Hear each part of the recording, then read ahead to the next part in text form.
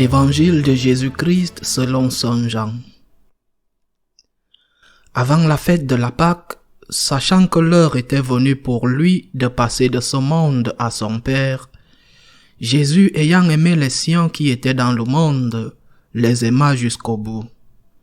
Au cours du repas, alors que le diable a déjà mis dans le cœur de Judas, fils de Simon l'Iscariote, l'intention de le livrer, Jésus, sachant que le Père a tout remis entre ses mains, qu'il est sorti de Dieu et qu'il s'en va vers Dieu, se lève de table, dépose son vêtement et prend un linge qu'il se noue à la ceinture.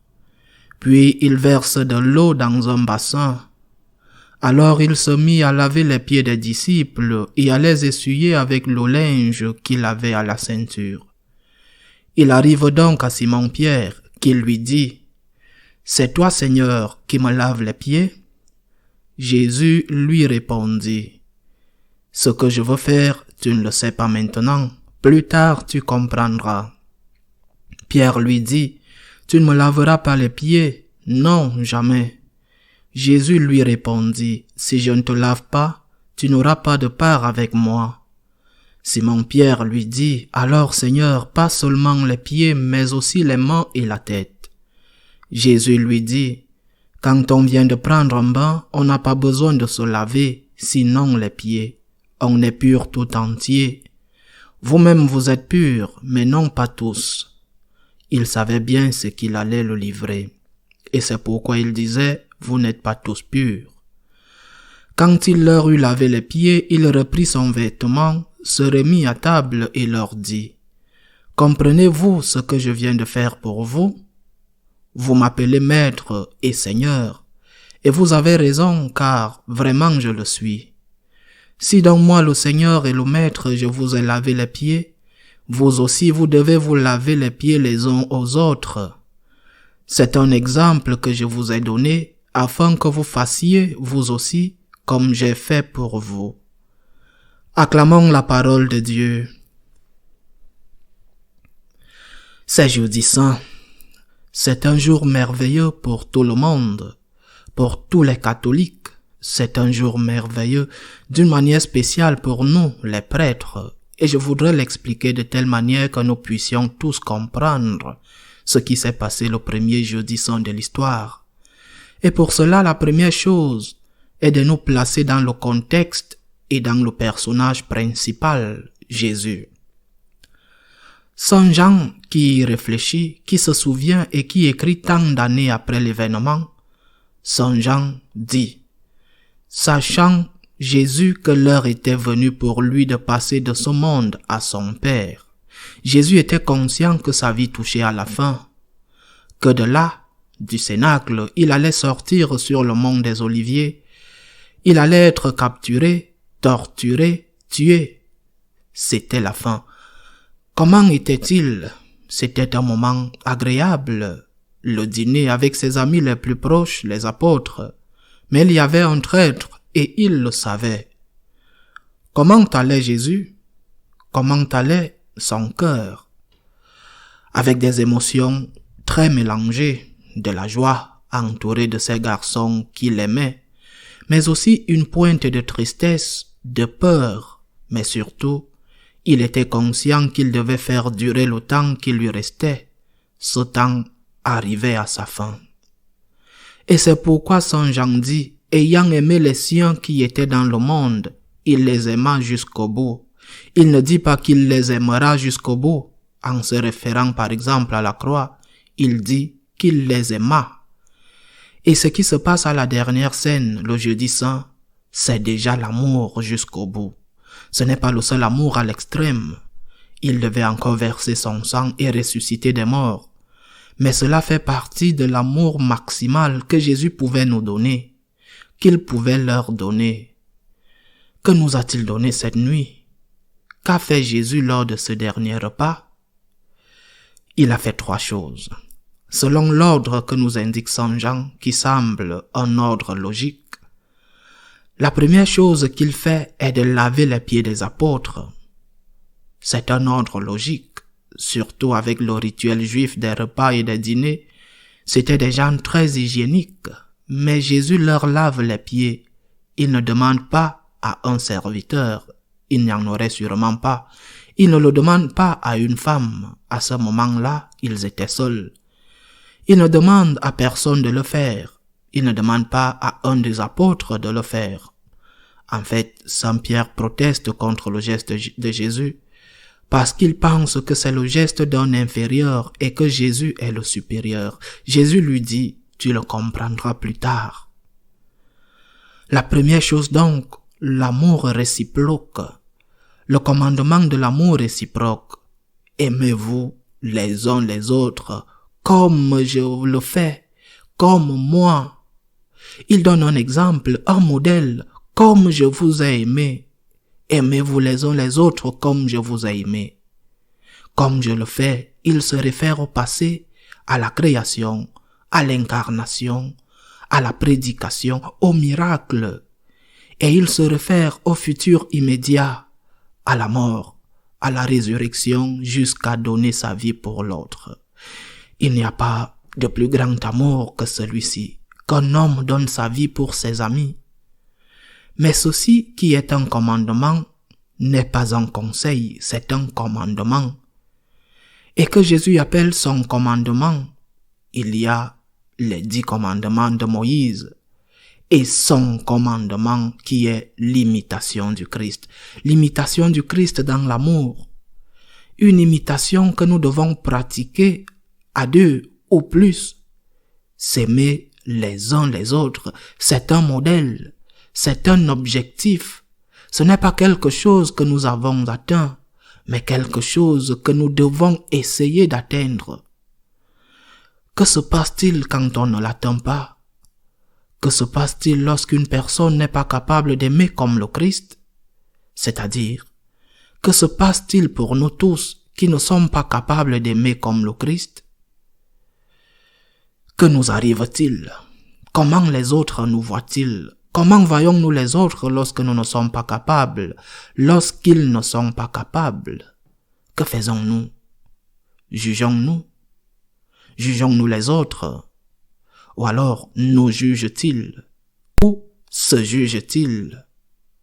Je pense qu'il est très important de garder cela à l'esprit, c'est-à-dire que le Seigneur fixe un but. Aimer comme il l'a dit à un autre moment, soyez parfaits comme votre Père céleste est parfait. Aimez comme lui. Dans un autre passage, il disait, soyez parfaits comme votre Père du ciel est parfait. Aimez comme Dieu aime. Aimez comme le Christ a aimé jusqu'à donner sa vie. Et si nous ne l'atteignons pas, ce qui est vraiment important, c'est de lutter, de ne pas abandonner, de se relever quand on tombe, de demander pardon et de recommencer. C'est cela qui est plus important. Vouloir atteindre le but, vouloir marcher, ne pas s'arrêter de marcher. Ceci pour nous, mais aussi pour les autres. Ne demande pas à l'autre la perfection que tu ne demandes pas à toi-même. Demande-lui et aide-le à tendre vers la perfection comme tu devrais te le demander à toi-même. Demande-lui de ne pas abandonner. Demande-lui de se relever comme tu devrais te le demander à toi-même. Le Christ est le but. Le Christ est le modèle. Le Christ est le chemin. L'amour du Christ, l'imitation du Christ est notre objectif. Et si nous ne l'atteignons pas, et si nos prochains ne l'atteignent pas, est-ce qu'un enseignant fait réussir seulement les élèves qui obtiennent un 10 sur 10 et celui qui obtient un 9, un 9,5, un 8, un 7, un 6? Seulement les super sont les valides, et qu'en est-il du reste? Ni toi n'es un déchet parce que tu n'es pas parfait, ton frère non plus. Mais toi, ton frère et moi, et chacun de nous devons lutter chaque jour, nous relever si nous tombons, recommencer encore et encore et encore pour continuer à avancer vers ce but. L'imitation du Christ dans son amour, et cela de manière réciproque. Première leçon donc, un commandement que nous devons prendre très au sérieux, c'est un devoir d'aimer. Pour le catholique, ce n'est pas une option, ce n'est pas une addition que l'on peut ou non essayer. C'est un devoir d'aimer comme le Christ, c'est un devoir d'imiter le Christ. Et c'est un devoir que nous devons prendre très au sérieux, et si nous ne l'atteignons pas, nous devons demander pardon et continuer à marcher. La deuxième chose que le Seigneur fait dans cet ordre, il institue le sacerdoce catholique, pour les hommes seulement. Pourquoi la Vierge Marie n'était-elle pas là? Elle était là le lendemain, mais elle n'était pas là. Marie-Madeleine, je ne sais pas les autres femmes qui ont accompagné Jésus. Sainte Marthe qui était probablement restée à Béthanie, mais pourquoi n'était-elle pas là? Était-elle moins que les apôtres? La Vierge Marie est la reine des apôtres, au-dessus de tous les apôtres réunis. Elle se trouve, la Vierge Marie, mais elle n'a pas été ordonnée prêtresse. Pourquoi? Eh bien, nous devrons demander à Jésus. Bien sûr, les théologiens disent qu'il y a des arguments.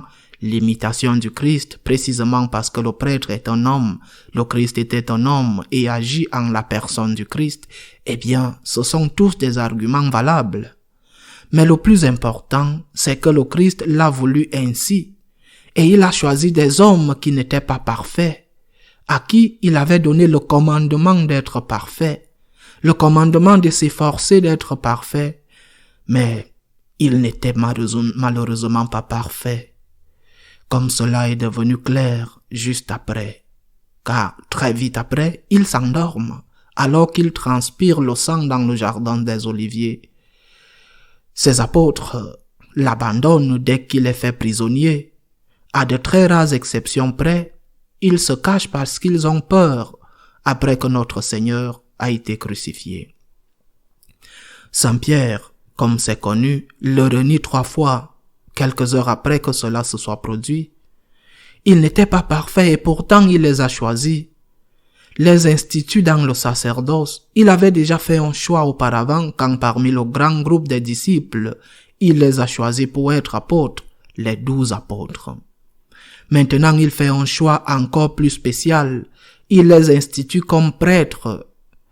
Nous verrons plus tard ce que cela signifie, la conséquence qui est l'Eucharistie. Ceci a lieu sur des personnes pas parfaites. Comment un pécheur comme moi, comme n'importe quel prêtre, comment un pécheur, un être humain pécheur qui a besoin de se confesser, comment un pécheur peut-il transformer le pain et le vin en corps et sang de notre Seigneur? Ce qui est la plus grande, la plus importante chose qu'un être humain puisse faire. Rien, pas même le fait de nourrir tous les affamés du monde ne peut être comparé à l'Eucharistie. Parce que c'est le renouvellement, non sanglant, mais le renouvellement du sacrifice de la croix. C'est la chose la plus grande et la plus importante.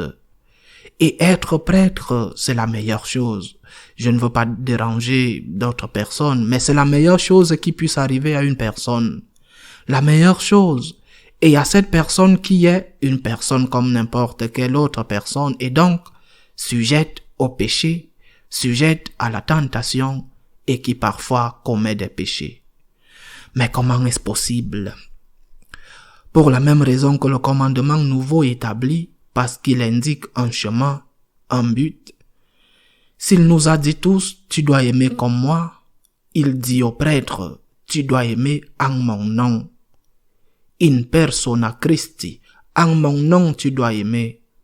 Ils doivent te voir, mais ils doivent me voir. À travers toi, ils doivent me voir. C'est quelque chose qui ne t'émeut pas. Ça te traduit en quelque sorte. Parce que tu as l'impression qu'on te demande quelque chose d'impossible. Tu es un être humain et qu'on va te juger avec des critères et avec des niveaux d'exigence qui sont inatteignables pour un être humain.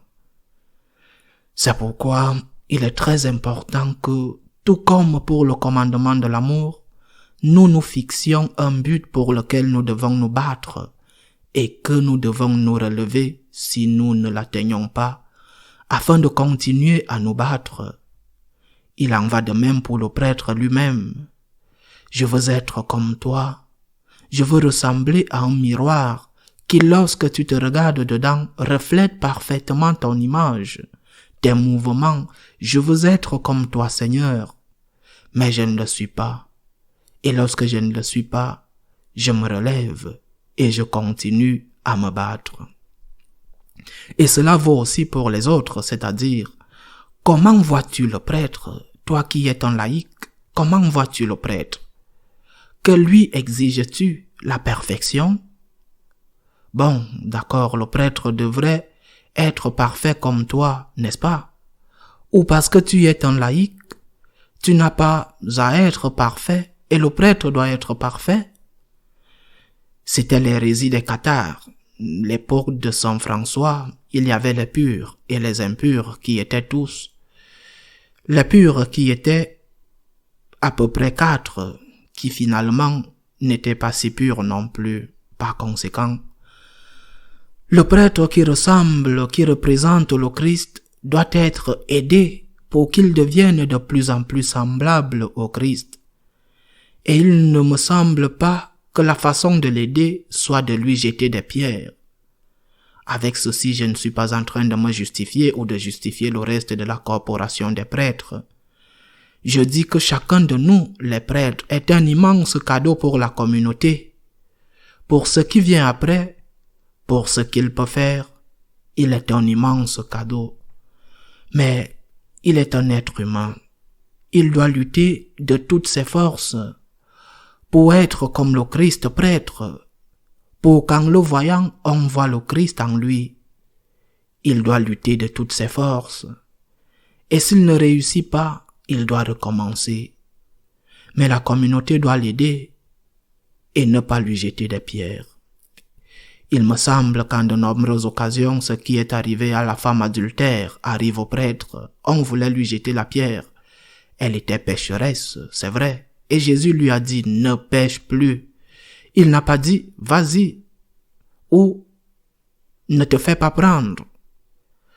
Ne pêche plus. Elle était pécheresse. Mais Jésus leur a dit, celui d'entre vous qui est sans faute, qu'il jette la première pierre. Ou bien nous, prêtres, ne confessons pas et n'écoutons pas les misères et les péchés de tous. Les autres prêtres, mais certainement des laïcs. Et que faisons-nous? Nous disons, va-t'en d'ici, méchant, pécheur horrible, va-t'en d'ici, quelle vilaine chose tu as faite, va-t'en d'ici, vaut rien. Moi, je n'ai jamais fait ça. Je suis sûr que 99,99% de prêtres ne l'ont jamais fait. Il y aura bien un animal qui l'aura fait, mais non, on ne le fait pas. Nous ne le faisons pas parce que nous sommes experts en faiblesse, nous écoutons et aussi parce que nous savons ce que chacun d'entre nous a, même si cela n'a rien à voir, souvent, très souvent, avec les péchés dont il nous parle en confession. Mais nous savons que nous sommes tous des êtres humains. Es-tu libre de toute pierre? Es-tu pur? Es-tu parfait? Tu exiges que tes prêtres soient merveilleux, impeccables et irréprochables. Toi, es-tu comme cela? Ou bien, Jésus te dirait, tu es libre de faute. Eh bien, alors regarde ici. Jette la première pierre. Mais Jésus te connaît et il est peut-être en train d'écrire sur le sol comme le Seigneur l'a fait avec ceux qui voulaient lapider la femme adultère. Tes péchés et tes fautes qui peuvent être rendus publics précisément parce que tu as été si dur, si exigeant avec le prêtre que j'insiste, il ne s'agit pas de justifier l'injustifiable. Il s'agit du prêtre qui doit lutter pour être saint et qu'à travers lui, on voit le Christ. Mais c'est un être humain. Et par conséquent, nous devons l'aider en cela et nous ne devons pas lui jeter la pierre s'il ne réussit pas.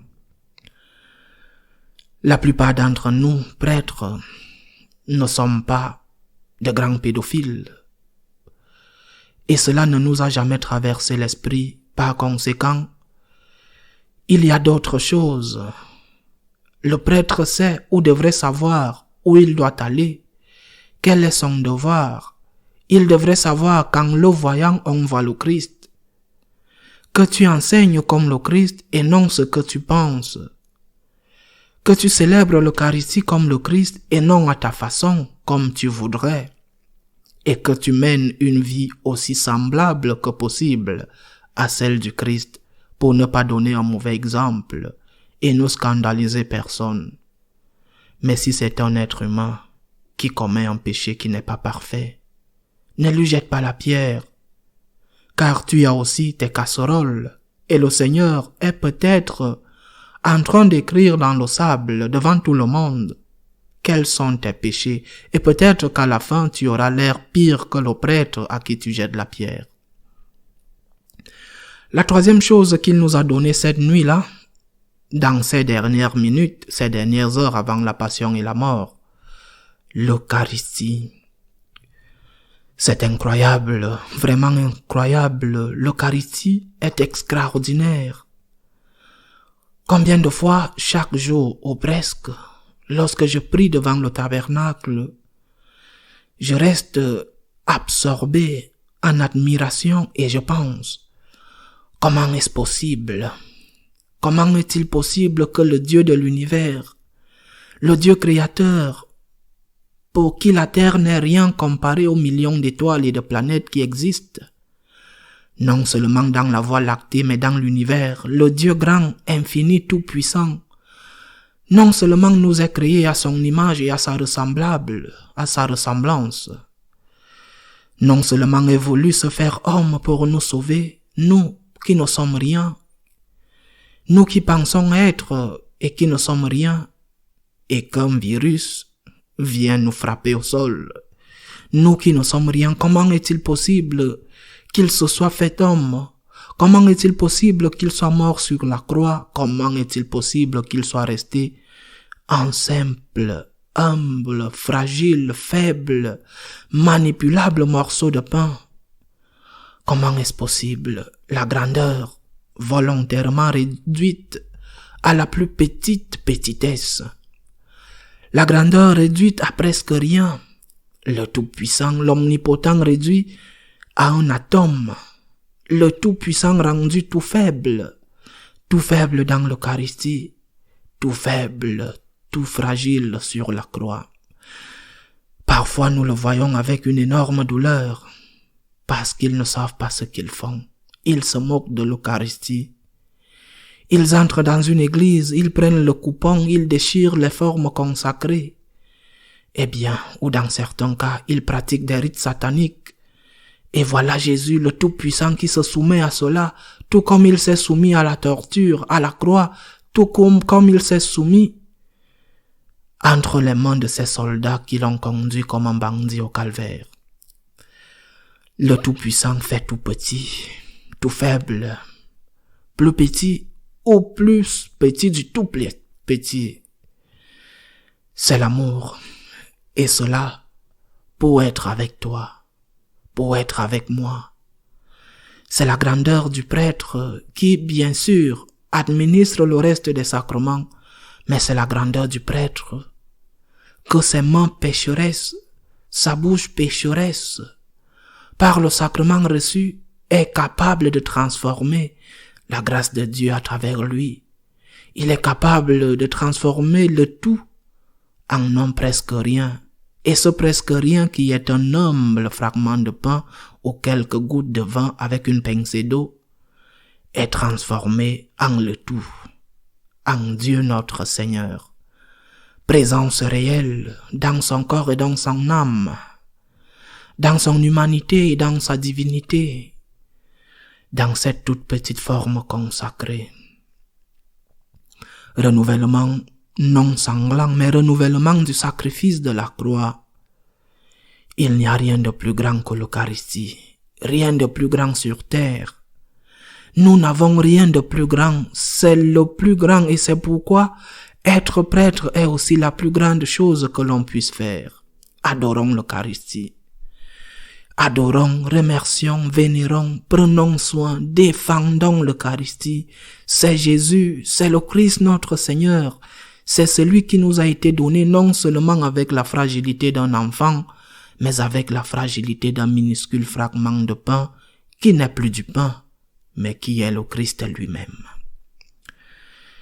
Si le commandement de l'amour réciproque est un devoir être, un but, si le sacerdoce est quelque chose qui est, mais doit être, il est, parce qu'il est déjà prêtre, même s'il est pécheur, et doit être parce qu'il doit lutter pour être le Christ, afin qu'à travers lui, on voit le Christ.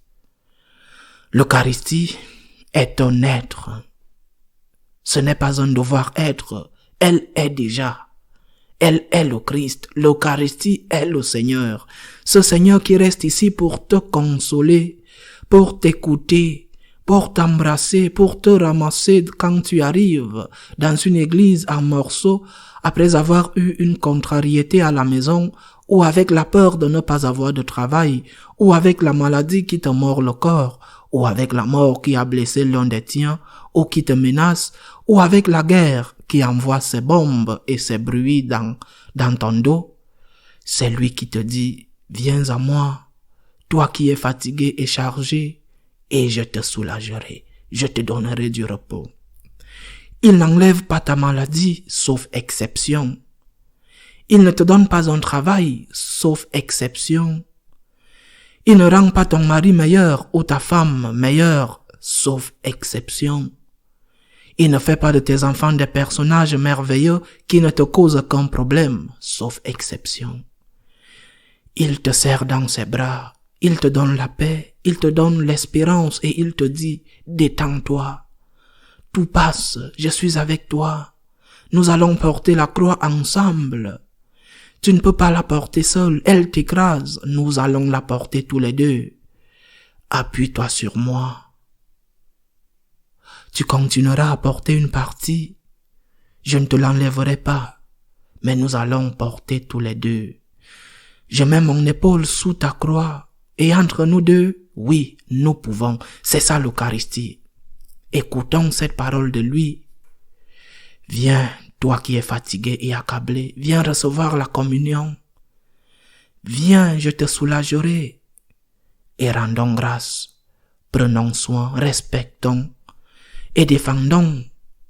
Rendons grâce à ce pauvre homme, peut-être un saint, peut-être un pécheur, mais à cet homme qui est un prêtre et qui, sans lui, tu n'aurais ni la confession ni l'Eucharistie. Et si tu ne prends pas soin de lui, tu resteras sans la plus grande chose que nous ayons, qui est l'Eucharistie, et sans la consolation de la confession. Aujourd'hui, c'est jeudi saint. Efforçons-nous de ressembler à Jésus, d'aimer comme lui. Les prêtres, pour que ce soir, lui qu'on voit quand on nous voit, et que nous, si nous tombons, nous nous relevions. Efforçons-nous de faire en sorte que notre Seigneur dans l'Eucharistie soit adoré, respecté, vénéré et aimé. Luttons, car il faut parfois le défendre, et parfois le faire, même au péril de notre vie. Loué soit Jésus-Christ.